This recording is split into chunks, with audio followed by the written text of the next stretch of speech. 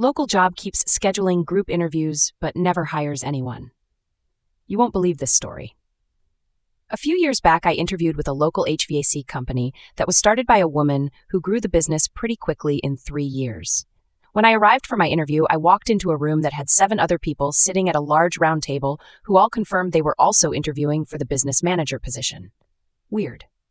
The owner walked in, introduced themselves, and asked us to introduce ourselves one by one and explain why each one of us was the best suited person for the job. After that was awkwardly out of the way, she began to explain how she started the company and what working for her would be like. I will never forget how arrogantly she described her success story for 15 minutes straight. As soon as a bathroom break was called, I walked out. Flash forward a couple years later, I recently attended a neighborhood Christmas party and struck up a conversation with a person who just moved to my area. They described how brutal the job market is and how the interview process here was like nothing that they had ever seen before.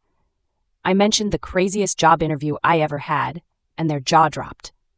They, too, had recently interviewed for the same company and found the experience appalling.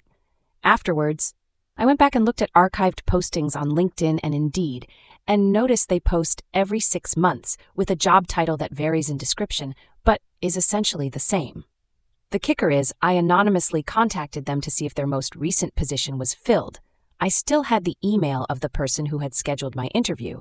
And lo and behold, the person who responded to me was the same person that had scheduled my interview and responded that they were still looking.